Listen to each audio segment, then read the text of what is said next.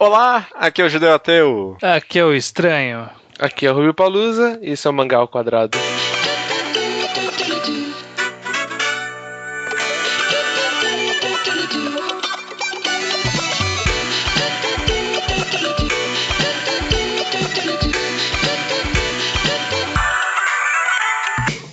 Olá, Estranho. Olá, Rubio. Estamos aqui no mais um episódio do Mangá ao Quadrado com um convidado. Mas o Rubio nem é convidado, mas já é da casa, né? Opa. E o que a gente vai falar hoje é incesto, porque você foi chamado... Ah, tá. Deve ser algum tipo de pornografia, certo? É, pornografia infantil e incesto. Esse é o tema da semana, beleza? Ah, obviamente. Ok, não, estamos de brincadeira aqui. O tema da semana é world building, ou construção de mundo, né? Como a gente enxerga os mundos dentro das histórias, dos mangás, no caso, né? Como o mundo deve ser retratado, se deve ser de alguma forma, como isso faz parte ou não da essência de um mangá. Beleza?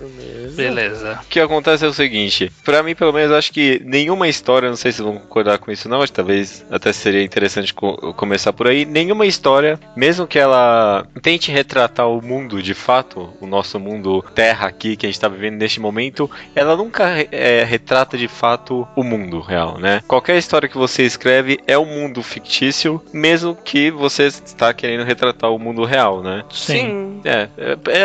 Parece meio óbvio isso que eu tô falando, mas porque quando você para pra pensar que no momento que você tá contando uma história que não aconteceu, né? Você tá modificando o mundo que você tá retratando, mesmo que seja o nosso, né? E é aquilo também, né? Tipo, se é uma história, se você falar, é uma cidade grande comum, a memória, já tem até ali em algum lugar isso, a memória você fala, eu conheço uma cidade grande comum, então você já coloca isso na história. Pronto, criou o mundo dali, é o espelho, né? O cara não precisa criar um mundo, ele fala, é o mundo real. Aí você usa o seu mundo real como base. Base disso. Num dos podcasts, acho que foi o de suspensão de descrença, a gente falou que na teoria a gente pega todo o nosso conhecimento de mundo que a gente tem de como funciona as pessoas, como funciona a física, como funciona tudo, e a gente inclui na história. E a gente vai modificando conforme o autor vai nos dizendo quão diferente da realidade é aquele mundo em que ele está retratando. Se ele não diz, a gente assume que é igual. Exatamente. Aí se ele fala, não, a gravidade aqui é mais pesada. Aí você fala, bom, deixa eu ajustar. Exatamente. Mas eu acho que a questão é que, mesmo que o mundo seja um mundo real, né, de certa forma, seja uma... Eu falo assim, olha, não estou mudando nada. Mas eu acho que só o fato de ele estar apresentando uma série de eventos e de acontecimentos que não são parte da nossa realidade, ele está construindo um mundo, né? Está construindo seu próprio mundo fictício. Por exemplo, sei lá, Slamdunk, ele está construindo o seu mundo de um torneio intercolegial de basquete, porque não faz parte da minha realidade. Ou até, eu pensei até mais a fundo, até, sei lá, eu não conheço nenhum mangá histórico agora que seja tão preciso, né, tão exato, ou sei lá, uma biografia que seja. Mesmo uma biografia, a visão do cara do mundo, né, mesmo assim, né, a história dele modificando o mundo. E só de ter uma pessoa contando isso, já muda o mundo que todo mundo enxerga, né? Vai ser nos filtros, né? Tem a história real. O cara tá contando uma história de algum evento. Aí primeiro passa pelo filtro do autor, depois pelo filtro do personagem que vai estar contando a história. Isso muda, mesmo que contando os eventos reais. Com certeza. Sim. Algum personagem ali com certeza sempre muda o mundo. Dito isso, então, de que qualquer mundo que você cria é de fato um mundo fictício, né? Mesmo que você esteja tentando retratar o nosso mundo, talvez seja interessante já a gente tentar comentar sobre formas positivas de criar mundos fictícios, né, de retratar o mundo, porque principalmente acho que quando o autor tenta retratar o nosso mundo, né, o mundo real, é aí que na verdade talvez mora os grandes problemas, né, sei, talvez. Eu acho que é o contrário, na verdade, eu acho que fazer um mundo real é um caminho relativamente fácil. Você não precisa de nada, né, você só usa o conhecimento da pessoa, acabou. E aí ele faz um trabalho de construção de personagem que vai moldar aquele evento que é diferente do nosso mundo, né? Acho que ele, segundo o Wikipedia, tem lá os world building, tem top-down e down-up. Aí seria down-up, que é tipo, do pessoal expandindo pro mundo. Que aí a gente tem o mundo real, aí tem o personagem, e esse personagem expande pro resto da coisa. O top-down seria a contrária, que é mundo mais Tolkien, é um mundo mais criado, todo criado. Não, faz sentido. Acho que eu disse isso porque na minha cabeça eu tinha um raciocínio de que, tipo, quando você cria o mundo real, né, quando você tenta retratar o nosso mundo, é muito mais fácil cair em pequenas mentiras, né? Da forma que você enxerga o mundo, não é o mundo de verdade, né? Mas se tá na história, é o mundo que o cara tá criando ali, né? Esse negócio de cair em pequenas mentiras é um pouco do que a gente falou também no mesmo episódio de suspensão de descrença, que é aquela coisa, né? O cara tá fazendo no mundo real, ele acaba tendo que respeitar algumas coisas, ou pelo menos forçá-las, mas de uma forma que a gente consiga aceitar. Por exemplo, sei lá, a habilidade de hacker do carinha em Bloody Monday não faz sentido no mundo real, mas a gente aceita uma forçadinha pra tornar a história aceitável. Talvez pequenas mentiras eu também quero dizer, tipo, sei lá, cair em grupos étnicos totalmente rasos, né? Que nem, sei lá, eu nunca vejo população negra muito bem retratada em mangás, tá ligado? Quando é retratada, porque não tem lá mesmo, né? Mas, tipo, sempre que aparece, sempre é algo muito exagerado, sabe? Não parece mas real. Acho que com toda coisa ética, né? Ética em mangá é meio esquisito, complicada, né? Complicado. Não sei. Acho que talvez nem seja um problema de construção de mundo de fato, né? Eu acho que a sua preocupação, Judeu, ela até que se encaixa e talvez mais é uma preocupação maior quando é a construção de um mundo que não é o mundo real. Porque é o que a gente falou, a gente tá levando muitas lógicas do nosso mundo para um mundo fictício que está sendo criado. No caso, pensando em um mundo que difere muito do nosso. Difere. Que é muito diferente do nosso. Por exemplo, no caso, sei lá, de One Piece, que é um mundo que é a própria configuração geográfica do mundo é diferente do nosso. A gente acaba transportando vários conhecimentos nossos pro mundo de One Piece, e aí acaba sendo, não sei, talvez complicado do autor ele falar, olha, aqui, embora tudo isso seja igual à Terra, isso aqui é diferente, tipo, é uma coisa de grande impacto, sabe?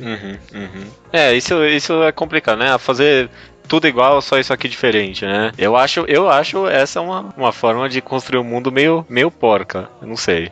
É porque em One Piece funciona porque faz parte de uma grande suspensão de descrença, né? Mas é meio barato, né? Complica até quando, sei lá, uma história totalmente maluca aí de qualquer coisa, uma fantasia. E o cara vai e usa exemplos do mundo real. Eu não lembro o que era, mas, tipo, o cara falou, do tamanho de um elefante africano. Só que era uma história que, tipo, não existia África e não existia elefantes. Mas ele usa o tamanho do elefante africano. Tipo, por que você tá puxando isso? Um caso clássico é o famoso Oh Meu Deus. Sabe? Meu Deus. Quem é o deus no mundo de Naruto, sabe? Tá. É verdade, nunca parei pra pensar nisso. Por que ele falaria, ai meu Deus... Tem Deus no mundo de Naruto? Tem esse conceito? Tem esse conceito em One Piece? One Piece é um pouco mais complexo, né? E aí, como que é a religião? Como que funciona essas coisas? É um deslize convencional isso. Acho que eu nunca parei pra reparar, mas muito verdade, cara. Eu já vi textos sobre isso aí, que tipo, se você usa oh meu Deus, tem um motivo pra isso, Um exemplo aqui que eu lembro, tinha um capítulo de Toriko, que os caras queriam representar o quão poderoso era o chefe naquela época. Aí o cara era um discurso expositório muito fraco. O cara falou lá, não, os chefes hoje em dia são tão famosos, são tão poderosos e influentes quanto grandes astros do cinema ou políticos, tipo, mas não tem astros e políticos famosos lá, tipo, são os chefes pra começo de conversa, né? Tipo, não tem essa comparação, tá ligado? Naquela realidade, o chefe é maior do que o astro de cinema. Tipo, não faz sentido isso. É bom, a gente tá meio divagando aqui, mas falando então especificamente sobre criar mundos fictícios que não sejam igual ao nosso, né? Que você não esteja assumindo que o mundo é igual ao nosso. Por onde vocês acham que o autor deve começar a fazer um mundo? Vocês acham que deve ser algo que vem naturalmente na história? Ou tem que ter textos explanando o mundo? Acho que depende do foco, né? Tem história que tipo conta o mundo é o personagem. Aí é bom ter explicação de cultura, de cidade. Tem que ter uma base forte, essas coisas. Eu acho que independente de ser uma história que a configuração do mundo seja muito importante, como por exemplo o caso de One Piece, Shingeki no Kyojin, que a forma em que o mundo é relevante pra história, Sim. eu acho que independente de ser isso ou ser alguma coisa que é, sei lá, Bleach, que não tem tanta diferença assim, sabe? Não é tão importante a definição do mundo, eu acho que independente dos dois casos, é necessário um trabalho de autor de parar e pensar antes de fazer. Com certeza. Sabe? Porque assim como qualquer história que o autor não planeja, um mundo que um autor não planeja, ele não vai se construir sozinho, sabe? Tipo, sei lá, sem explicação nenhuma. Se você deixar pro mundo ir se expandindo conforme a história avança, com certeza você vai deslizar em algum momento. Da mesma forma que você...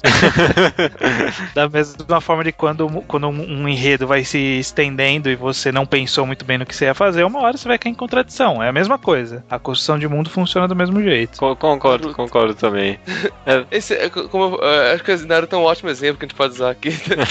Que é uma construção de mundo horrorosa. No começo de Naruto, fala que existe cidades normais. Vocês chegaram a ver alguma? Existe cidades normais? Existe. É verdade, né? Porque Mundo não ninja. É verdade, porque em Naruto a vila lá é a vila dos ninjas, não é? Tem um mundo normal. É a vila oculta da Folha. Tipo, cadê as vilas não ocultas, né? É verdade. Faz sentido. Faz sentido. Isso sempre tem o primeiro arco lá, o dos Zabuza tem, o resto nunca mais, né? Tipo, cadê? Vamos viver aqui nessa sociedade subterrânea de ninjas. Naruto tem tantos exemplos ruins de world building, tipo, aí nos Zabuza, fala, 7 espadachins, isso é pra criar, é aquele negócio que você taca pra criar tamanho, né? Pô, tem 7 espadachins, da Vila da Névoa. Isso aí. Quantos apareceram até agora? Não, apareceram... Eu acho que agora apareceram todos, mas foi meio que... jogado. Vamos colocar uns espadachins aqui, que tá faltando apresentar. Até onde tava lendo, tava 2. Não, vocês não lembram, eles apareceram todo mundo de uma vez ressuscitados. Tipo, mostrou os Zabuza de uma vez, aí depois, agora são esses 6 aqui. Tá todo mundo aqui, olha só. Que legal. Aquele negócio, tem as 7 vilas, né? 5, nossa. Ele foi expandindo, tem essa vila agora, tem essa vila agora. Só que a gente não conhece nada daquelas vilas. A gente conhece superficial. Da areia, tem os filhos da puta ali, que não gosta do Gaara. Até a da Folha, que é a que a gente mais tem contato, a gente não sabe muito bem, tipo, como que é a cultura da vida da Folha. Tipo, comparado, né, aquele mundo... Isso é uma questão que é mais complicada pra discutir, eu acho. Que é tipo, será que era relevante apresentar esse tipo de coisa? Uma coisa de Naruto que, por exemplo, eu acho que era relevante explicar era, por exemplo, surgiu a Vila do Som. Tipo, surgiu uma nova vila aí, a Vila do Som. Pô, mas como assim surgiu? Como que funciona esse processo, sabe? Você chega no país e você fala, viu, eu vou fundar uma vila oculta aqui, tá? Mas é oculta. Chega o Orochimaru, hein? É oculta, tá? Chega o Michael Jackson, chega e fala assim, olha, eu vou fazer uma vila ninja aqui nesse país, tá? É oculta, mas todo mundo tá sabendo, todos os ninjas estão sabendo.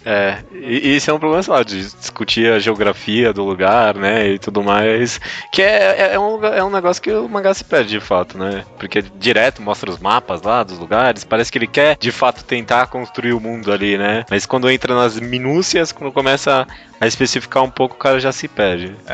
Eu citei esse exemplo da Vila do Som porque ele tem uma relevância pro enredo, a gente ter essa informação. Agora eu não sei se, por exemplo, falar como que funciona a Vila da Folha. Será que a gente precisava saber tudo? Será que ia ser relevante? O Naruto quer ser o topo dessa vila. Esse é o primário dele. Mas a gente nunca sabe, tipo, o que é aquilo. É só você ser forte que você vira? Nem o negócio de Hokage é muito explicado direito. Isso eu concordo. Não explica muito bem. Tipo, fala que é apontado, que você precisa conhecer não sei quantos jutsus. Mas será que, tipo, é um cargo político, é um cargo meritocrático? Pra mim, House of Cards e Naruto é muito parecido.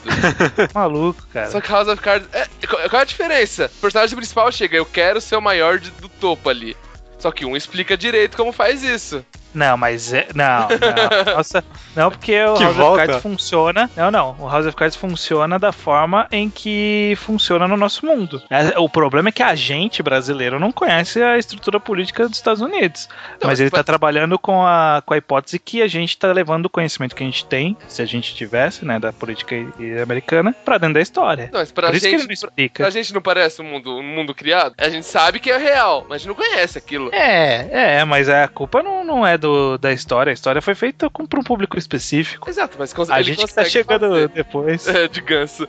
Mas ele consegue fazer o cara subindo os cargos, subindo o negócio. Que nem negócio Chunin, Junin. Isso nunca é explicado. Falar, você faz um testezinho e você vira Chunin. Só que isso não importa seu poder. É um pouco complicado. Tentando expandir um pouco essa discussão, acho que o problema de Naruto é que não é que é impossível construir um mundo enquanto a história anda, né?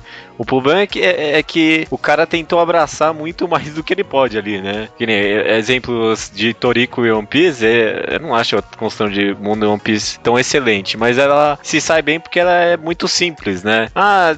Tem o mundo aqui, e aí tem as ilhas e acabou, sabe? Não tem que entrar muito mais do que isso. E aí tem os caras do bem, tem os caras que tentam combater o bem, e tem os piratas lá. E é isso. E Toriko também, tem aqui o mundo dos humanos, em volta é tudo putaria. E aí acabou, sabe? Não tem muito mais pra onde ir. O problema de Naruto é que ele tentou criar grandes políticas, grandes territórios, aconteceu uma guerra aqui há não sei quanto tempo e tudo mais, né? O de One Piece eu acho ruim. Porque ele faz o que ele quiser, né? Tipo, como o mundo não tem uma estrutura. Tem a headline e tal. Mas o que vai acontecer daqui a próxima ilha, não importa. É o que ele quiser. Se a próxima ilha quiser ser uma ilha de banana... Mas eu não vejo isso como um problema. Isso é um mérito justamente da forma como ele construiu o mundo.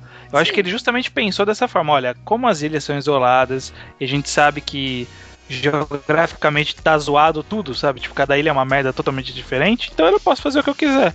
Eu acho que é um mérito, porque ele construiu um mundo que... eu consigo acreditar na lógica e lógica desse mundo. Justamente, ele não tentou fazer nada muito complexo. Ele justamente se focou em algo simples que dê pra fazer, né? Você não vai ganhar um prêmio por isso, mas você vai manter a sua história concisa pelo menos, né? Só rapidinho, expandindo nesse negócio de One Piece, na verdade eu acho que ele, o que provavelmente o método de criação do Oda é que ele imaginou esse conceito pro mundo, e aí ele começou a construir ideias em cima da forma geográfica do mundo. Por exemplo, existe a possibilidade de ter uma ilha no céu, e essa ilha ela é isolada, e ela tem uma religião própria, ela tem costumes próprios, ela tem um tipo de vestimenta próprio. Cada ilha tem costumes bem específicos que é daquela ilha, que é exatamente como seria no mundo real, sabe? De ilhas isoladas. Por isso que eu acho inteligente a forma como ele pensou. Eu acho que, tipo, isoladamente, né? Cada ilha, a construção de cada ilha, eu acho que costuma ser muito boa mesmo, né? Cada ilha que os caras vão ter uma historinha própria ali, tem toda uma cultura por trás, até em cada lugar, né? Isso eu acho muito bem feito mesmo. Mas ilha por ilha é muito bom, que tipo, ele mostra o que é aquele país, né? Aquela ilha, como você falou, cultura, mostra as cidades, mostra o povo. Só que eu vejo o mundo, o todo, meio tipo, uma escape, falar, eu fiz desse jeito pra poder fazer o que eu quiser. Claro, deu certo, mas parece barato. Eu tenho essa mesma impressão. Parece barato, mas eu entendo o que o estranho quer dizer. Tipo, mérito pro cara por ter conseguido fazer o negócio dar certo, né? Barato não quer dizer ruim, né?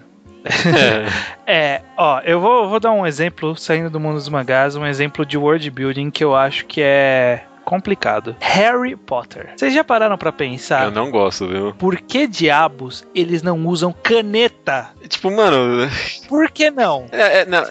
Vai ter gente com justificativa, esse é o problema. Não tem justificativa real. Na verdade, vai ter gente com justificativa porque eu já discuti isso com a Daya por umas 3 horas. E celular, né? Tipo... Cara, não faz sentido, sabe? Tipo, um dos argumentos que a Daya falou foi, porque os bruxos, eles são... Depois que eles se descobrem bruxos, eles se isolam, eles acham os trouxas inferiores e eles não vão absorver a cultura. Eu falei, funciona assim o mundo, sabe? Os romanos absorveram a cultura de todos os povos que eles invadiram. Da mesma forma que você pode ser um bruxo nascido de um trouxa. Então você passou 11 anos da sua vida vivendo como um trouxa. Aí você vai pra Hogwarts e aí você pensa, poxa, por que eu não vou parar de usar essa caneta Bic que funciona incrivelmente bem e vou comprar pena e tinteiro? Por que não? A Hermione, em vez de dar aqueles 50 livros que ela não consegue, não pode pôr tudo numa tablet... É verdade. E ela que nasceu lá, né? Ela nasceu humana lá, é verdade. Cara, não faz sentido. É uma péssima forma de você... Isso cai na questão de... Que é até um assunto legal de discutir, que é da correlação com o nosso mundo. No caso de Harry Potter, como ele é meio no nosso mundo real, mas tem elementos fantásticos, a gente faz uma associação mais direta. Mas em qualquer tipo de construção de mundo, a gente sempre pensa assim, poxa, mas isso seria prático no nosso mundo? Funcionaria dessa forma no nosso mundo? por que não funcionaria desse jeito e alguma coisa do tipo. Acho que era isso que eu tava querendo dizer, talvez, no começo lá, quando eu falei que o problema tá em querer fazer um mundo igual ao nosso, né? Porque quando você cria uma fantasia em cima daquilo, é muito mais difícil você justificar, né? Sei lá, se o Oda queria construir o One Piece no mundo real nosso, né? Tipo, não tinha nada que ele fazer que ia conseguir justificar aquilo, né? Isso é complicado, ele fazer uma lógica pra ter uma linha, piratas mar que dá a volta no mundo. Os piratas dominaram a Terra agora. Não tem justificativa pra isso. Uma coisa que podia ter Harry Potter, mas não tem, é que, por exemplo, tem Index, que é uma série de light novel, mangá, anime. Eles falam que, tipo, as coisas, as cópias tipo, a cruz, mesmo sendo uma cópia da uma cruz, ela vai ter um poder, por causa que as pessoas acreditam na imagem da cruz. Aí se Harry Potter pudesse ter isso, o livro, o mundo antigo é o mundo mágico, então o mundo antigo tem mais poder mágico. Mas nunca explica isso. Não. Na teoria, eles estão no nosso mundo real, eles têm contato com as nossas tecnologias, porque eles andam pelas ruas de Londres, cacete. Pra eles ir comprar as coisas, aliás, que ideia não prática, né? Eles constroem vilas escondidas, e aí o centro de vendas do mundo deles é no meio de Londres, por que não, né? Isso que eles estavam querendo se isolar, né? Então, é aí que tá. Por isso, por essas pequenas incongruências. Mas é incongruência isso, sabe? Não é um pensamento lógico. Com os conhecimentos que a gente tem de sociologia, de civilização, de cultura, não faz sentido a estrutura do mundo de Harry Potter, não. De Harry Potter. Alguma vez chega a explicar o passado do mundo? Não explica direito. Porque se pensar deve ter algum apêndice que explica alguma coisa. Que era tudo mágico e se dividiu, se for pensar assim. E aí eles se isolaram por isso. Mas então, é mal explicado. Não, cara. Ó, por exemplo, vou dar um exemplo de uma série de livros que eu gosto e que faz mais ou menos o que o Harry Potter faz, só que faz bem. Chama Artemis Fowl. Alguém já leu? Não. Eu já vi. Garoto Prodígio do Crime. É uma história que... É um péssimo subtítulo, mas a história é legal. É uma história em que ele descobre que existe uma civilização de fadas morando debaixo da terra, porque há muitos séculos atrás os humanos expulsaram as fadas da terra e elas foram morar no subsolo. Só que elas frequentemente vêm pra terra. E o que acontece? As fadas têm armas, as fadas têm tecnologia, as fadas têm computador, sabe? Porque é assim que funciona. Elas têm magia, mas elas têm a tecnologia também. Por que não? Porque é prático. Quando você constrói o mundo, você tem que... É porque a gente fala aqui vagamente sobre construir mundo, né? Mas muito raramente os autores constroem o mundo do zero, assim, né? É sempre baseado sobre, no mínimo, sobre seres humanos, né? Como a gente reage às coisas, como a gente vê as coisas, sobre sociedade em geral, né? Uhum. Então, de alguma forma, o comportamento das pessoas tem que condizer com o que está acontecendo ali, mesmo que o mundo não seja nosso de fato, né? Eu não conheço muitas histórias que narrem algo que não tem humano, sabe? O ser humano convencional. Então, pelo menos esse pressuposto a gente sempre vai ter, sabe? Tipo, humanos são humanos e serão humanos, independente do mundo onde estão. Perfeito, Centauro. Vamos falar de um world building bom? Vamos falar de world building bom, que é Centauro. Nossa, eu sabia. Não, mas tinha que ter, cara, porque é muito bom mesmo. É uma das melhores construções de mundo que eu já li no mangá e qualquer outra história, eu acho, viu? Centaurus Worries, né? Eterno Nanami. Nanami. Porque, tipo, é como... Explica pra quem não leu, que nem eu. Assim. Eu li um volume, mas explica pra quem não leu e não conhece. Centaurus Warriors, nossa, tá difícil esse inglês hoje. É sobre, tipo, como seria o nosso mundo, o mundo real, se o macaco, né, o ser original, ao invés de ter evoluído para um ser humano, tivesse evoluído para vários tipos de raças diferentes. Então, centauros, tem uma espécie de demônios ali que não tem poderes, né, só tem uns chifres, assim, uns anjos, que também não tem poder, é só uns aros, cabrito, sereia, cobras, umas coisas muito diferentes. E aí que ele cria toda uma sociedade em volta desse conceito, né? Ainda são pessoas, se comportam como pessoas, né?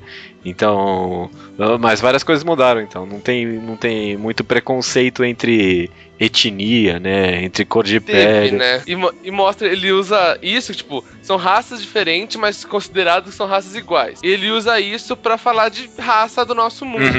Até que fala, tipo, tem muitas raças diferentes, aí teve escravidão dos centauros, por exemplo, então, aí uma hora ele fala, se a evolução fosse diferente, algo tão estúpido como a cor da pele, poderia ter acontecido a mesma coisa? Sim. Acontece com a gente aqui. Então, tipo, em vez de trabalhar com a cor da pele como preconceito, eles trabalham com vários tipos de raças e constrói mesmo, assim, todo um mundo pra fazer sentido que existam seres que moram naquele lugar, sabe? Então mostra como um centauro consegue trocar de calça. Tipo, mano, sei lá, não sei como, mas o mangá mostra, né? Primeiro capítulo mais importante de todos, fala como é a vagina de uma centaura. Fala sobre as relações sexuais dos caras. Por isso que eu não culpo ninguém de parar de ler no primeiro capítulo. Não, mas é um primeiro capítulo brilhante, na verdade, né? Pra mostrar que veio mesmo. Pra mostrar que veio. A gente tá falando vagamente aqui de construção de mundo, né? Como ele tem que construir, né? Mas a gente tá falando de uma forma bem macro, né? Tipo, o mundo como construção, né? Como entidade da obra como um todo, ele precisa ser coerente, ele precisa ter uma lógica, né? Normalmente a gente vai carregar a nossa lógica do mundo real pro mundo fictício para poder trabalhar melhor, então o autor tem que pensar nisso também. A autora de Harry Potter não fez. Mas isso a gente tá falando como um todo, né? Tipo, na obra como um todo, considerando que concluímos a obra, o mundo que foi construído ele tem que ser isso. Mas como que o mundo deve ser exposto pra gente ao longo de uma narrativa? Vocês acham que tem que ser um trabalho gradual? Tem que ser um trabalho que pega pesado, sabe? Tipo, o mundo é assim, gasta páginas narrador falando o que é, como funciona o mundo. Acho que tem que ser na minúcia. Como que vocês acham? Eu acho que nunca acho exposição algo bom. Tipo, exposição, tipo, toma. Porque é overload de informação. Você não vai conseguir aproveitar. Eu acho que é uma narrativa pobre, né? Você simplesmente falar. Toma. Que acho que, tipo, por exemplo, Toriko seria o... Qual é o nome do cozinheirozinho? Komatsu. Ele é o leitor, né? Sim. É o cara novo naquele mundo. O Toriko, não. O Toriko já é o... Manjão. 4 reis, tal. Ele já conhece aquele mundo. E pelo Komatsu vai conhecendo o mundo. Sempre tem aquele personagem que não sabe de nada. É personagem que acabou de chegar no mundo. É muito usado, mas é bom. Não só pra mundo, né? Ele é um tipo de personagem que funciona pra apresentar outros personagens. Então, independente de ser pra apresentar mundo ou pra apresentar personagem, normalmente existe alguma personificação do leitor na história pra poder dar uma base guia, né? Mas, tipo, bom. Mas é o cara burro, né? Que, tipo, eu sou tal. Quem? Nunca conhece da história do mundo. E pior que em Toriko é meio mal feito também, né? Porque o Komatsu já tá naquele mundo, né? Ele tinha que saber a maioria das coisas. Deveria conhecer a maioria das pessoas. Não, mas ele conhece. O que acontece é que ele se espanta junto com a gente. Então, às vezes ele não conhece, tipo, monstros específicos, sabe? Tipo, como captura. Mas normalmente ele vê e fala. E isso é pobre. Quando ele olha e fala, é um Puff Whale. Puff Whale é aquele animal que é super fácil de achar, mas que é difícil de cozinhar, porque precisa furar um do lado da orelha, sabe? Tipo, isso é escroto. Toriko é cheio disso. De fato. A exposição, assim, falada é meio barata. Acho que às vezes é necessário, dependendo da complexidade do mundo que você conta, né? Tipo, sei lá, Senhor dos Anéis, né? O cara teve que começar contando um pouco da história do mundo, né? Porque é um mundo muito grande, né? Desde o... Que abusou, né? Um pouco. Exagerou. Mas eu acho que é importante fazer essas explicações, principalmente quando histórias pregressas àquela que a gente tá vendo são relevantes pro andamento da história. Então, por exemplo, pra gente saber, sei lá, Tegami Bashi, vocês já leram Tegami Bashi, o Letter B? Sim. Aquele mangá dos carteiros. Não li. Ele tem relativas poucas explicações sobre por que o mundo é daquele jeito. Porque pra gente não é tão importante saber como que é aquele mundo. Mas em Shingeki no Kyojin, é importante a gente saber por que eles estão na muralha, mais ou menos o que aconteceu. Na verdade, esse acaba sendo um mistério do mangá, como aconteceu. Mas tipo, a gente precisa saber que existiu essa migração, que existiu a formação das muralhas, que foi formado exército pra isso e pra aquilo. Tem uma noção do tamanho das coisas, que ele mostrava bastante isso no começo, né? Tinha mapa da muralha e tudo mais. Exatamente. Essa história pregressa ao que a gente tá assistindo, que a gente tá lendo, né? É importante pra gente entender o que tá acontecendo. Então, pra esses casos, eu aceito uma narrativa, mas eu acho que não se deve exagerar. E não substitui de forma alguma o mundo que é construído junto com a história, né? Tangencialmente a história. Em cada pequeno detalhe tem um mundo ali, né? Exatamente. O trabalho da construção do mundo, ele é gradual. O cara não vai conseguir fazer todo o setup do mundo e, tipo, vamos pegar um capítulo só pra explicar o mundo. Você não vai explicar o mundo inteiro. Sabe? E nem tem como, porque cada ação que é realizada durante a história tem que estar contido o mundo ali, né? O mundo tem que estar justificado ali. Exatamente. Acho que uma outra coisa também importante, negócio de exposição e mostrar o mundo, nunca mostrar no começo, assim, direto. Dá aquela página de Hunter x Hunter, sabe? Aquele comecinho, o mundo dos Hunter, que tem Toriko, tem acho que em 666 Satan. One Piece também. Você dá aquilo lá. Só que, tipo, não lembro que obra era, mas ela começava a explicar o mundo logo no começo. É tipo, você não se importa ainda. Você tá me explicando essas coisas, mas por quê? Fica maçante, né? Fica maçante, porque você nem sabe o que tá acontecendo e o cara já começa a explicar vários conceitos e nomes e lugares. E, cara, ninguém lembra. Por isso que eu acho que é complicado você ficar fazendo parte descritiva. Cara, vocês lembram os nomes das muralhas de Shingeki no Kyojin? Nossa, nem fudendo. Não, tem uma Maria lá, não tem? Maria. Rosa. Então. Rosa? Será que tem? Santa Rosa Madalena. Não, mentira. Então, mas isso você aprendeu quando a primeira vez ele falou, olha, eles estão atrás das muralhas Rosa, Maria, não sei o quê, ou ao longo da história pra eles falarem, puta, a muralha Maria foi derrubada. Com certeza. A gente tem que reconquistar a muralha Maria. Não é aí que a gente aprende, né? Com certeza, cara. Isso podia ser apresentado só a partir daquele momento, né? O nome da Maria que foi derrubada. Nome da Maria que foi derrubada. O nome da muralha que foi derrubada é Maria. Beleza, cara, agora eu sei, tipo, foi página gasta no começo totalmente à toa, né? Mangá abusa muito disso. Enfiar nome nas coisas. Não só em cidade, até tipo personagem. Quando parece que ele siga o personagem de uma vez. One Piece. eu não sou muito fã quando nomeia muita gente ao mesmo tempo. Toriko faz isso lindamente também. Nossa, Toriko me irrita também um pouco. Olha aqui, chegou o tal, sabe, o nome embaixo de todo mundo. Sabe, eu não vou decorar o nome dessa galera. E se fosse relevante, eu ia aprender ao longo da história. Com certeza. Tem um livro daquele cara BR, qual é o nome dele? Esqueci o nome dele, mas é o Valkyria. Não, é o Alquimista. É o Paulo Coelho.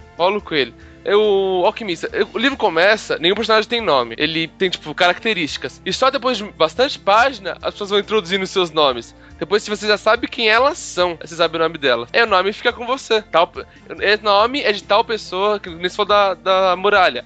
Pum, destruiu a muralha, Maria foi a muralha destruída. Então eu sei qual muralha é. É porque ela tem uma relevância, né? Eu não gosto de falar que isso é uma característica obrigatória para qualidade, mas eu particularmente sempre achei que em arte, de forma geral, uma qualidade grande é a sutileza. É a forma como o autor ele tem a delicadeza de trabalhar as coisas sem gritar na sua cara. Então, por exemplo, esse exemplo que você deu do Paulo Coelho, eu tenho de um filme que eu vi há pouco tempo que chama Once, que é um musical irlandês. Os personagens eles não têm nome. 2 personagens só têm nome. E você só percebe isso no fim e você sabe o nome dos 2 personagens. Mesmo sendo totalmente irrelevante, sabe? Tipo, é um cara da gravadora e é uma menininha que aparece 5 minutos no filme. E você lembra o nome deles porque sutilmente é o único nome que foi introduzido na história, sabe? Caraca. Ensaio sobre a cegueira também tem isso. Todo mundo é chamado por características, não por nomes. Isso você grava na hora. Até que quando você tá lendo um mangá, tem 1000 personagens. Você não lembra o nome, você lembra uma característica. Você fala, tem o barbudo, aí tem a menininha,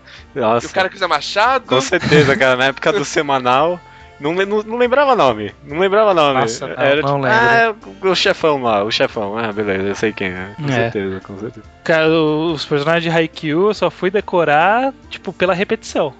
Pela repetição, com certeza. Porque eles estão gritando um com o outro, né? E também mostra toda hora o nome deles ali. Por repetição, justamente. Dá certo.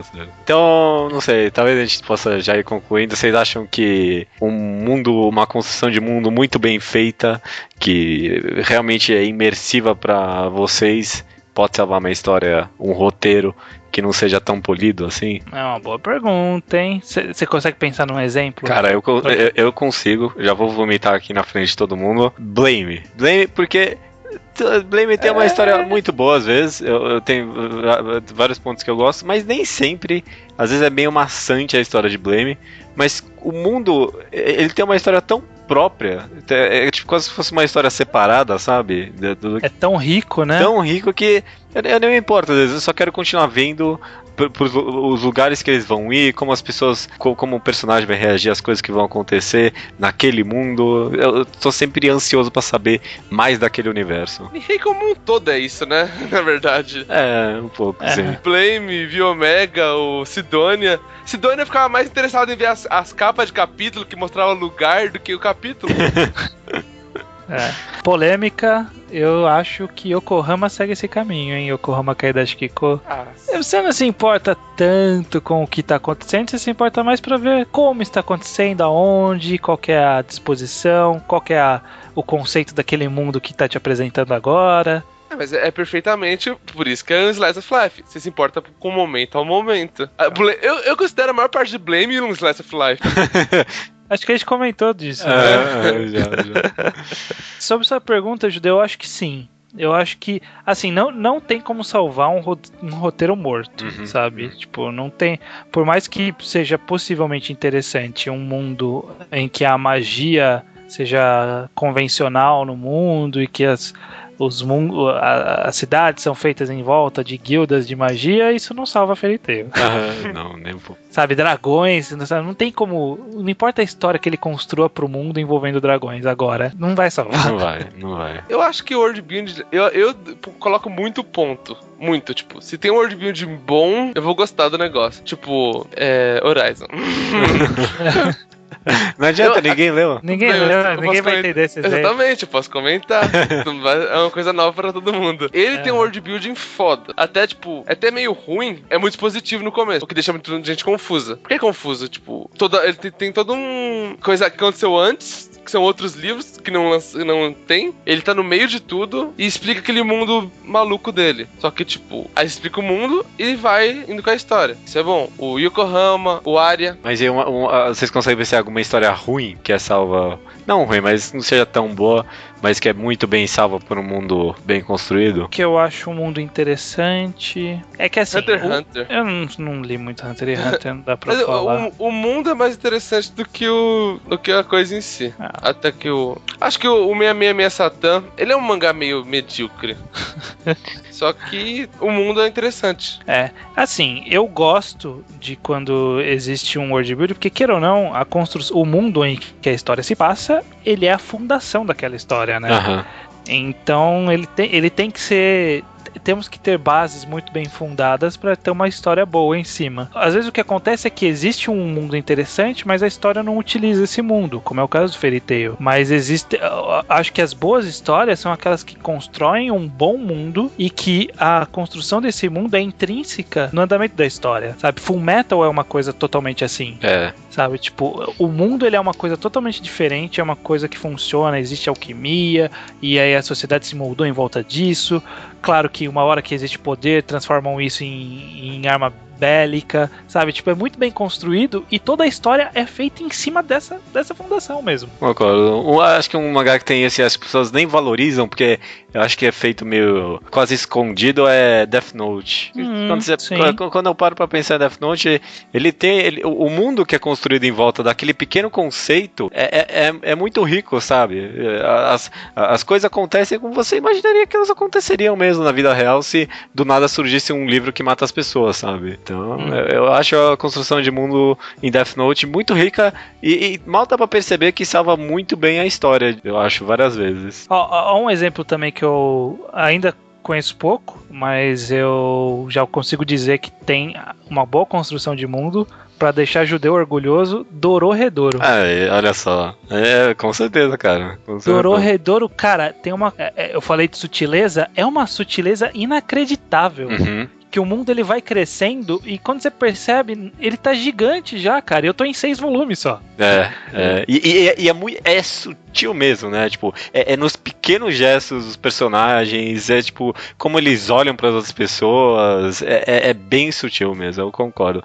Nem sempre é tão sutil, né? Que nem o mangá, ele começa exemplificando o mundo, né? Contando a história do Hou e do universo lá e tudo mais. Às vezes tem uns diálogos positivos também um pouco mais forçados, mas além disso, eu concordo, tem muita sutileza. Que pena que a história se perde na metade. Não. Você tá mentindo, você tá falando merda. Eu não disse nada, eu tô no volume 6 e tô curtindo. Claro, é muito bom. Quando chegar no 11, 9, você vai ver. Então vamos aproveitar que a gente tá nessa vibe positiva. mais um exemplo judeu, não, mais um exemplo rubio convidado de um world building que você acha muito bom. Mas a história precisa ser Pra boa? Para finalizar, de preferência que a história utilize-se bem desse world building. Abre minha lista. Judeu tem algum na ponta da língua aí? Ó, Girls and Panzers. Não! Sim! Não. Maravilhosa. Não. Guns N' Panzer é o Harry Potter dos mangás, dos animes. É a mesma ideia. Quando você começa a pensar, você vê que não faz o menor sentido, sabe? Não, acho super de boa deixar meninas dirigindo tanques de guerra com armas de verdade, como um esporte. Pra família assistir. É uma ideia que, se fosse bem construída, poderia ser interessante, que foi com essa mentalidade que eu até pensei em ver, mas eu descobri que nunca que usam isso direito, né? Não aceito como bom. Ó, Planetis. Planetis é uma boa. Pô, sim. Ele constrói uma sociedade em volta da evolução tecnológica, do conquista do espaço, realmente. E Vinland Saga também, né? Um exemplo aqui de boa construção de mundo que a gente não usou, eu tava dando uma olhada na lista aqui, eu pensei em Timoguri Ringo. Vocês lembram desse mangá? Aham, do cara com cabeça de aquário de peixe. E das meninas de maiô que entra no corpo humano. Que carrega uma pistola e tudo mais. É um mundo tão fantástico, mega fantasioso, é meio que baseado no nosso, mas totalmente não. Mas você compra bastante a ideia do mundo e sobre como aquele pequeno sisteminha que o cara construiu funciona. Justamente por ser tão fantasioso, né? Eu acho uma forma muito interessante de construção de mundo esse mangá. E vocês também tem um bom exemplo pra encerrar de vez? Eu já até pensei em recomendar aqui, mas acabou passando o hype de quando eu terminei de ler e provavelmente eu não vou recomendar tão cedo, mas eu gosto de um manhwa chamado Kisswood. Ah, sim, ele tem uma construção de mundo boa, assim. Ele tem um mundo meio diferente, e aí ele trabalha bastante explicando em cima disso, mas sem ser muito assertivo, né? Ele deixa muita coisa no subtexto, eu acho muito interessante. Bem legal. Então, terminamos o programa positivamente, alguma coisa pra concluir? Concluímos que world building é importante, faça direito, mangakas, por favor. Porque tem muito mangaka escutando mangá ao quadrado, né? A gente tá dando uma lição mesmo. Tem artistas brasileiros.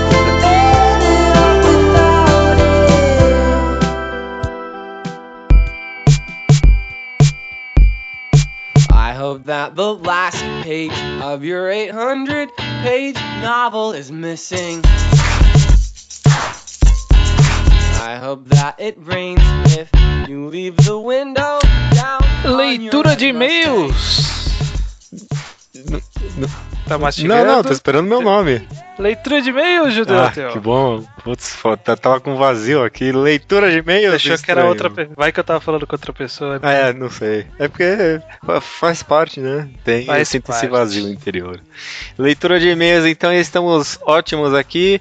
Vamos ler os e-mails que chegam no mangaoquadrado@gmail.com, o e-mail para qual todos que escutam o podcast, sendo novos, antigos ou intermediários, podem enviar os seus e-mails com sugestões, reclamações, mangás que a gente recomendou e vocês leram, e recomendações em áudio. Vocês gravam uma recomendação sozinho na frente do computador, pagando a maior vergonha pra toda a família que vai tá achando que você tá invocando demônios no computador, não sei, alguma coisa, e manda pra gente que a gente coloca aqui, e aí você tem uma justificativa pra eles, né? Exatamente. O próximo programa, inclusive, vai ter uma recomendação do ouvinte, ainda há tempo de você mandar a sua e escolhemos na frente das outras pessoas que escolhemos antes. Sim. Porque se você for bom o suficiente. Você vai ser bom o suficiente, eu tenho certeza. Tenha confiança. Recadinho rápido, judeu ateu, meio a contragosto, porque o cara que nos escreveu foi meio estúpido, mas estamos na Pod Pesquisa 2014. É uma pesquisa que toda a podosfera de todos os podcasts do Brasil estão lá fazendo uma pesquisa pra ver qual é a sua faixa etária, o que você ouve, que tipo de conteúdo você gosta, quais os podcasts que você ouve e tudo mais, que é uma pesquisa para podermos atender melhor o gosto do público. Exato. Seria bastante interessante, acho que o pessoal responder essa pesquisa, não precisa nem falar, sei lá, ficar pesquisando os podcasts, outros que vocês escutam, só responde pra gente mesmo, que a gente tem as informações informação de vocês é bem legal. Isso aí, se for procurar lá no link do Pod Pesquisa, vai estar mangá 2, porque o quadrado, o cara falou que ia foder o banco de dados dele. Certeza. Ninguém programa pro quadrado, não. Mas vão lá, respondam que vai ser bacana, pra pelo menos quando eles tirarem lá o resultado, não ter duas pessoas que ouviram o podcast, né? Tipo, eu que respondi e mais alguma pessoa aí que falou que ouviu. Ah, tá. Por enquanto só tem uma, porque eu não respondi ainda, não. Deve ter mais alguém. Tô torcendo que tem pelo menos mais uma. Vamos lá, vamos bater todo mundo. Vamos lá. E vamos pro Slowpoke Report, então. Vamos acelerar. Vamos lá. Pelo Twitter, então é meio não oficial, o Leonardo Souza falou que leu Inside Mari e já tá nos atuais, é foda pra caralho também gostou, e é muito bom realmente. Tenho que ler. O Lemos falou que uns 3 mangás, ele leu Prison School, achou extremamente hilário e viciante, bem legal. Hoje em dia ele tá meio fraco, diz aqui que pegou até o 7º. Depois passa de uma parte que devia ter parado e continuou, foi uma pena. E agora ele tá um pouco fraco o mangá, realmente. Mas até uma parte lá ele tava muito bom mesmo. Também leu Haruka no Machi, achou entediante e longo. Esperou um plot twist no segundo volume, não veio e achou o final fraco. Olha isso, né? Ok, né? É a opinião dele. Eu não acho que é longo, até porque são 2 volumes. Eu não acho entediante, porque é um Slice of Life. Ok. E aí não dá pra você brigar com isso. Não dá. E final fraco, o final seria uma discussão interessante. Quem sabe um dia. Quem sabe um dia. E ele já tinha lido Freeza, ele também adora o Jiro Matsumoto. Ele acha que o protagonista do mangá é um dos mais perturbados que ele já leu numa história. E ela no comentário, ele comenta uma cena que é muito chocante mesmo. Eu não vou nem falar pra não dar spoiler, mas é tenso. Bacana. A Jessica Yukinami já tentou e ainda tenta, né, criar um mangá já no tema do podcast de profissão mangaka, né? Passado. Podcast. E ela deixou o link lá do DeviantArt dela, então fica aí o link no post, o Judeu não vai esquecer. Não vou não. Indo pras rapidinhas, então, comentário dos blogs, o deve ser, ele leu o mangá pro mangá em quadrado e definiu em 2 palavras. Que brisa. Ok. Ele está falando sobre Abara, sim, claro. né, o mangá em quadrado anterior a este podcast. Claro. O Lemos acredita que a gente tá falando de Abara, você não leu, melhor você pular essa letra de e-mails também, sim. Porque vamos ter alguns spoilers, embora spoiler ou não, você não vai entender de qualquer jeito. Tanto faz, juro. O Lemos, ele acredita que os Gaunas pretos são os humanos infectados por alienígenas, que nem a Hoshijiro em Sidonia no Kishi. Eu lembro um pouco dos personagens, eu não lembro de nome de ninguém. Não, eu também não lembro. Eu não li. Ele fala que a nave de Gaunas, o camarãozão lá do final do mangá, é a base dos Gaunas que ameaçam Sidonia, já que parecem mais evoluídos. Meio no futuro, ele diz. Em Sidonia já apareceu o emissor de raios gravitacionais. Que é aquela arma do Blame. E aí ele diz o seguinte, tendo isso em vista: se poderia dizer que o final de Blame leva a Abara e o final de Abara leva a Sidonia no Kishi, né, com Adão e Eva reconstruindo a humanidade, eu não sei. Eu acho que é tudo no mesmo universo, mas eu não acho que é linear. Pelo menos no caso de Abara e Sidonia no Kishi, eu acho que eles são histórias paralelas. Eu acho que é interessante. Blame e Biomega são mais ou menos lineares, né? Dá pra ver porque ainda passa tudo na Terra. Agora, como é que isso aí leva a Sidonia e a Abara? Acho que alguém pode fazer uma conexão interessante ainda. Eu acho que há alguma conexão aí, mas eu também não acho que é tão linear assim, talvez. Sim, Sidonia também é bem conectado com Blame e Biomega, bem vagamente, né? Falta só a história de fato pra conectar, né? A relação de Sidonia no Kishi com Biomega é um urso falante. Não, mas esse negócio de que os humanos fugiram da Terra porque não dava mais, né? Tem a Terra aí ainda envolvendo tudo. Só em Abara que não tem porra nenhuma de terra e aí fica perdido mesmo. Pois é. Mas vamos chegar lá que tem um e-mail bacana com uma teoria legal mais pra baixo. Tem sim. O Alberto, antes disso, o Alberto Carlos comenta que a teoria do judeu, a minha, pode estar certa, uma vez que já ocorreram viagens temporais em outras obras do Ney. E ele cita 2 aqui, mas sendo advogado do diabo aqui, as 2 viagens temporais são pro futuro, né? Nenhuma das 2 que ele cita ocorre uma viagem pro passado, né? A gente vai falar sobre isso, mas essa coisa sobre a impossibilidade física de ir pro passado. A gente já vai falar disso. Mas, de fato, né? Os Gaunas pretos lá são tão rápidos, né? Que quem sabe eles poderiam fazer alguma viagem pro futuro, né? É possível. Pro futuro é possível. Pro futuro é possível, sim. Isso fica claro. E King Buddy Holly comenta que vemos em Abara o começo da humanidade, o Adão e Eva, e o final dela, os últimos humanos lutando contra o camarão gigante. Olha só que metafísico. Diz que estamos na 4ª geração de ataques de Gaúnas à Terra, por isso só sobrou aquele pedaço de osso de galinha. Será que a 4ª tem alguma coisa a ver com aquela 4ª... Então, ele comenta justamente isso, ele da quaternária lá, não sei das quantas, né? Aliança Quaternária. Aliança Quaternária. Essa 4ª aliança tentando defender a Terra. Por isso que eles já estão todos avançados lá. Já construíram os pudins e tem os gaúnas pretos e tudo mais. É uma teoria interessante. Só não tenho muita certeza sobre esse negócio da Terra ser o osso de galinha de fato. Poderia até ser. Eu acho que não é. Acho que tem poucos indícios que é a própria Terra. Eu acho que é um outro planeta e houve uma fuga. Mas esse toque aí de que essa é a 4ª geração, bem percebido. Acho que é isso mesmo. Pode ser, bacana. Eu queria saber se em Sidonia no Kish tem alguma coisa relativa à geração. Se tiver, olha aí, ó. Um bom toque. Indo pros e-mails que chegaram pra gente, o Leonardo Souza, 17 anos de Rio Grande do Sul, já deve estar fazendo 18, né? Tá quase. Deve tá quase. Quando a gente começou o podcast ele tinha 16. Ele comenta aqui, logo após de ler Abara, eu sequer tentei entender. Pensei na conclusão mais simples possível, ignorando todos os pontos em aberto e decidi esperar o podcast sair pra entender com vocês. Ouvi acompanhando o mangá e devo dizer que parecia um mangá completamente diferente com os comentários. Legal isso, né? Eu não pensei que alguém ia ler enquanto ouvia. Bem legal. Ele diz aqui, ó, falando da história e das interpretações, pensei em algumas coisas enquanto ouvia. A primeira é que, pensando na teoria da relatividade, é quase aceitável que os gaúnas viajem no tempo, já que foi estabelecido que eles conseguem atingir velocidades inimagináveis. Daí, ó, que comentando de fato. Se eles de alguma forma usavam a velocidade da luz para viajar no tempo, é cabível que eles venham do futuro. Claro, forçando um pouco, já que a teoria diz que, que o objeto se mover na velocidade da luz, ele vai poder viajar para o futuro, não para o passado. Eles poderiam ter criado algum tipo de dispositivo para viajar no tempo usando super velocidade. Bem legal.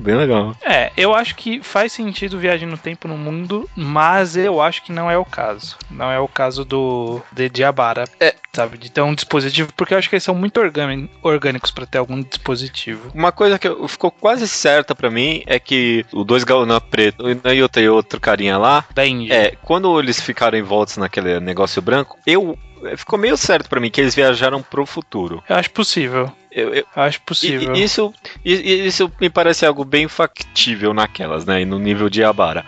Mas pro passado só bem vagamente. Eu quero acreditar. E por fim a teoria do Narak. Olha aí, e-mail do Narak. E aí, estranho judeu, tudo bem? Ainda tá calor aí? Graças a Deus não. Não, mas eu vi no noticiário que só vai durar essa semana, depois volta o calor. Caralho, o calor. Tava muito ruim, não. Acabei de ouvir o podcast e vocês ajudaram a entender coisas que eu não tinha entendido antes. Não só isso, eu também pensei em uma teoria para o que são os gaúnas brancos. Essa minha teoria vai pegar alguns fatores de Devilman do Go Nagai, então atenção aos spoilers. Mas já aviso que não tem nenhum spoiler. Nada demais. Grande, é meio conceitual só. Enfim, em primeiro lugar eu acredito que os gaúnas infectem as pessoas de uma forma parecida com demônios no Devilman. Elas vêm de outra dimensão, talvez, olha aí, tá vendo com a minha teoria, e se fundem com as pessoas que tenham um certo nível de sincronização, entre aspas, por falta de um termo melhor. As que não conseguem viram os monstros sem nenhuma inteligência, além do instinto primitivo de matar o maior número possível de humanos e destruir os mausoléus. E as que dão certo, né, que tem uma sincronização boa, como a humanoide que lutou com a Nayuta no primeiro volume, retém a inteligência e por isso mantém aquela forma humanoide. Já de onde elas vêm, acredito que elas sejam uma raça alienígena que a humanidade tem encontrado durante suas viagens espaciais em um futuro distante. E por algum motivo se ressentem dos humanos, provavelmente por culpa nossa, porque o humano fode isso tudo sempre. O lugar onde os personagens estão, aquele osso de galinha lá, talvez seja como um dos vários fortes da humanidade para se esconder dos gaúnas brancos e criar maneiras de se proteger deles. E quando um desses fortes é destruído, o comandante responsável por ele pega sobreviventes e manda eles darem uma de Adão e Eva em outro lugar, pra criar um novo forte e assim fazer o ciclo da fuga eternamente. Legal. Bacana. Então seria quase que uma versão atualizada de Sidônia, na verdade, né? Tipo, fudeu tudo em Sidônia e agora eles estão indo de osso de galinha em osso de galinha tentando sobreviver só. É possível, mas é o que eu falei. Na história de Sidônia, a humanidade foi pra vários lados. É. Então talvez Sidônia esteja de boa voando em outro lugar e essa galera foi pra um outro lado do universo e tipo se fudeu. Foi pro lado onde tava todos os Gaonas, sabe? E aí eles estão na cagada pulando de planetinha em planetinha pra sobreviver. Bem legal. Mas isso de outra dimensão é bacana, né? O que eu falei, eu acho que outra dimensão é uma boa explicação porque tem aquela parada do tijolão e tudo mais. Os Gaonas vêm do nada. Eu também explicaria aquele negócio que a gente comentou da gêmea paralítica, ela tá toda encapsulada, né? Então não tinha como ela ser infectada. Então, de fato, se tinha um negócio lá de outra dimensão, eu explicaria isso, né? E aí, talvez, olha aí, ele falou esse negócio de nível de sincronização e por isso permanece humanoide. A gente sabe que as gêmeas devem ter um bom nível de sincronização porque a outra conseguiu virar um Gaona preto, que eu acho que não deve ser todo mundo que vira. Então ela já tem uma sincronização e a outra também. Então faz sentido. Faz sentido esse negócio de sincronização. Gostei do termo. Bem legal, né? O pessoal conseguiu entender mais. Eu achei que ninguém ia entender nada, assim. Eu achei que a galera tinha desistido total. Foi legal, eu achei um programa bem produtivo. Foi bacana, foi um dos mais sem pé nem cabeça possível. Um dos melhores mangás enquadrados que a gente fez no final dos contos. Foi divertido, foi muito divertido. E pra finalizar, esse é o programa de número 80 e o quê? 83. Uma coisa, eu tava vendo um negócio aqui que eu não sabia, cara. No judaísmo, quando você completa 83 anos, você faz um segundo bar mitzvah. Olha aí, era isso, porque eu tinha comentado com alguém, foi com você? Não sei. Eu comentei que sabia que tinha um segundo bar mitzvah, eu só não sabia da idade. E é 83, olha aí. Eu não tinha a mínima ideia disso, não sabia. Você já tá planejando seu segundo bar mitzvah? Não fiz nem o primeiro. Não? Na época eu já não ligava pra isso, não. Você já não era judeu? Já não era judeu, não. Já era judeu ateu na época. Já era judeu ateu? Que pena, cara. Que idade é o primeiro bar mitzvah? 13 anos. 13. Por que 13 e 83? Que números aleatórios são esses? Eu tô lendo aqui, é porque segundo a Torá, que é o livro mágico deles, o tempo de vida normal de um ser humano é 70 anos. Então você vira adulto e se você conseguir mais 70 anos, você vira outro adulto. Você vira um adulto de novo. Adulto nível 2.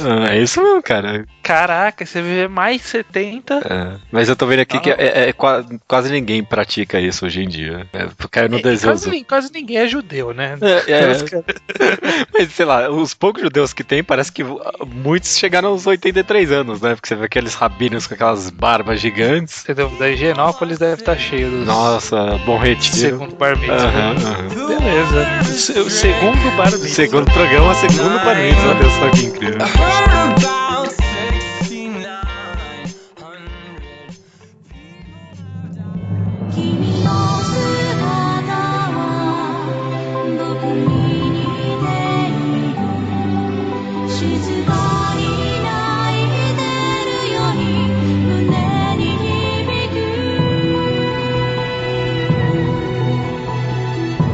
Beleza, então a recomendação da semana não é minha, nem a sua, estranha. Era o nosso amigo convidado, como sempre, Rubio. É com você. Vamos algo no tema. Eu ia falar de Medaka pra ficar spamando em cima de Medaka, mas deixa quieto. Vamos pra próxima. Até porque o mundo de Medaka não faz o menor sentido em termos de construção. Mas tudo bem, prossiga.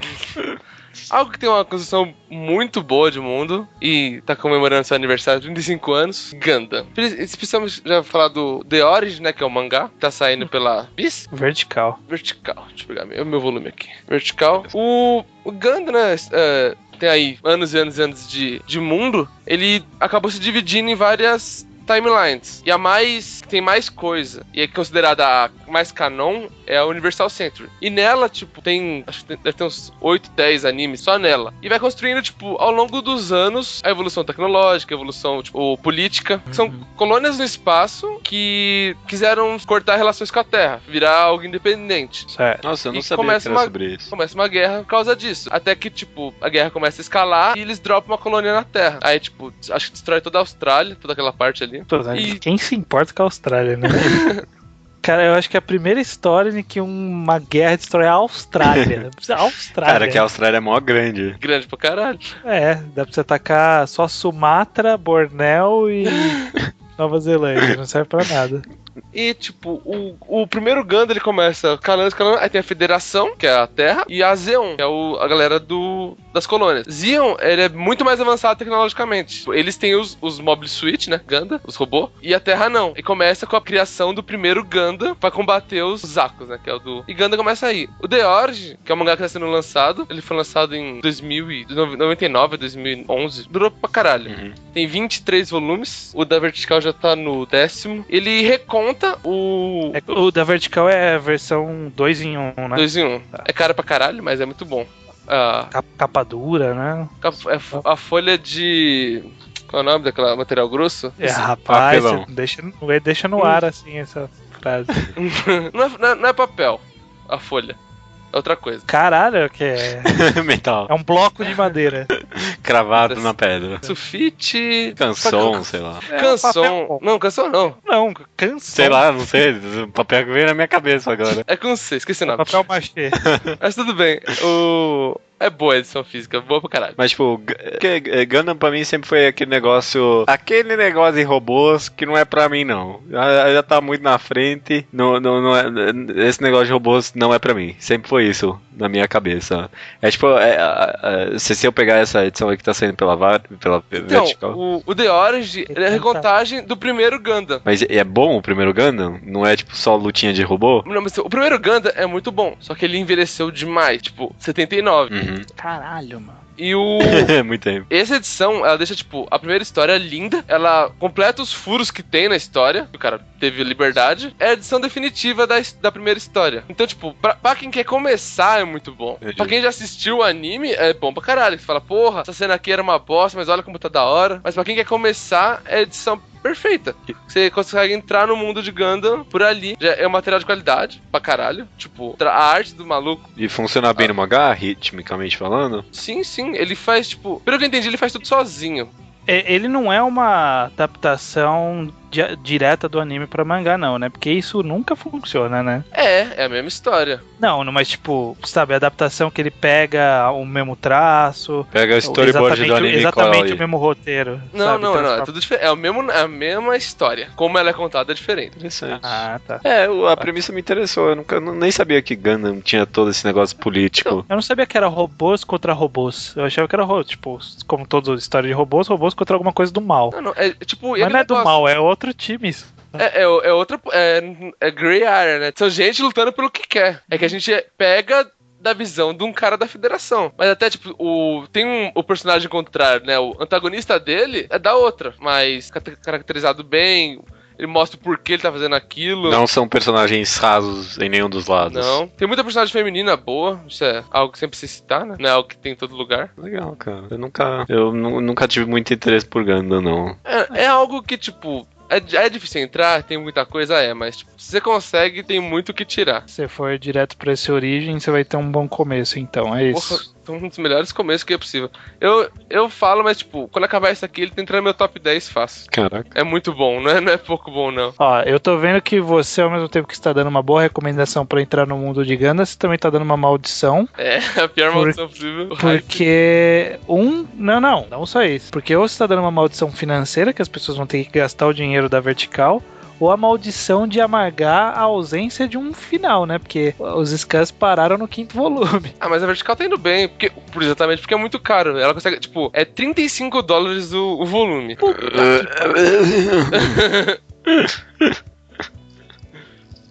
Mas... tava esperando esse mas aí.